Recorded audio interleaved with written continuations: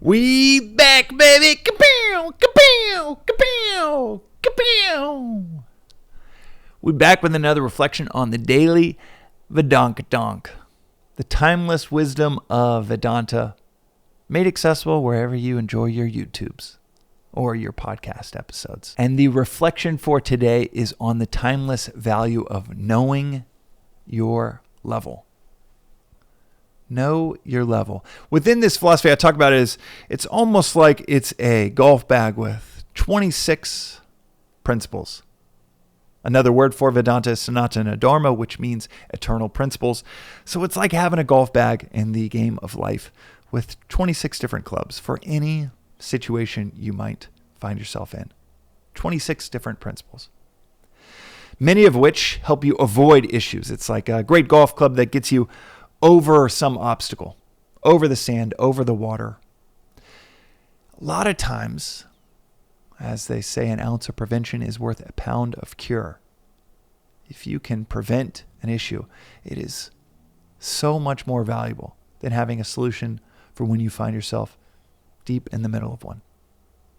And one of the best ways to prevent issues in our lives, to prevent the knots that we can often find ourselves in of our own making, is to know our level. What does this Vedantic principle mean, to know your level? Well, let's think about it in terms of a sports analogy. The one I always think about is in surfing, know your level. You could get detonated by a 15-foot wave, maybe even die by a wave that is outside of your level. Because not only do you not know where to be for the wave or where to avoid the impact zone, you might not know where to find the rocks just beneath the surface, the reef that could carve you up into 1,000 pieces. And surfers do die, often within this sport, because they get outside of their level. Knowing our level. It applies to business, it applies to life, it applies to parenthood. One of the most fruitful things any parent can do is to have this voice in their head that they feel wildly underprepared. They might have 2 million years of biological wiring that can make them quite good at that role. But to have a voice in their head that says, no, I'm going to be good at this. I'm going to be a natural. Instead of the voice of, this is so important, I better start paying attention to some best practices, to the wisdom of community. My level is with a first child, I'm probably going to be pretty clueless. My level with first startup is, this is going to be pretty damn hard. Now, this shouldn't stop us from doing hard things. In fact, knowing our level, it's beautiful because it's as empowering as it might be humbling. Knowing your level might mean, dude, you're sitting in 2-foot waves, but you're ready for 8-foot waves. You're sitting in a graduate degree to another graduate degree, basically pushing off a real attempt at making an impact in the world while staying in the safe, the security of the postgraduate. For some people, the postgraduate, never-ending revolving door where they just go back and get another degree. Maybe your level is not to be number 2 or number 5,002 at the company you work at. And it is to start your own thing. Swami will often say, actually, that everyone should be a freelancer. Everybody should be running their own ship, because when you are number 2, when you are number 22 or 5,002 at a large organization, well, you start caring about what your bosses care about. They care about the big game on Sunday. You got to start paying attention to the local sports teams. They really care about this or that book. You got to read this or that book. Make sure that you weave in little tidbits from that book into a meeting here and there.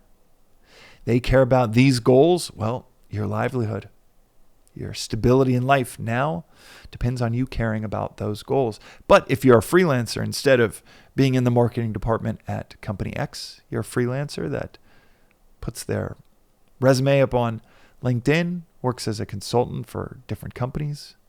Go on Upwork. Dude, Upwork is amazing for freelancers. That's like our secret weapon with Magic Mind. We're over 50 million in revenue and 12 employees. And I say that publicly because I always tell people, keep your teams small and use Upwork like crazy. It's just a marketplace for hiring great freelancers, whether it's social media help or design, whether it is refinement on email marketing, whether it is building out a website, whether it is finding someone that can help be your controller for your finances. We have found all of that kind of help on Upwork, and everybody that has their profile up on Upwork and works there full time for 2-3 companies at a time. Thursday night rolls around, Saturday morning rolls around, Sunday afternoon rolls around, and they get to think about what they want to think about. They are not captured into whatever thought flows, whatever politics, whatever interests their superiors or their peers have. They get to exist independently as a freelancer. And maybe this concept of knowing your level is you realizing, wow, I actually am more capable than I thought. Knowing our level is at the heart of the practical side of this philosophy. I always say that it is a mistake to see philosophy as this irrelevant, academic, highfalutin term that you do in some solitary, isolated way in a cabin somewhere. Philosophy is clarity. It is seeing clearly.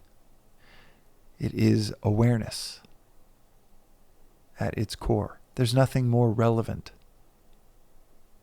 to any scenario we might be in than awareness, studying, reflecting, contemplating on our capacities, on our limitations, and on what we are capable of.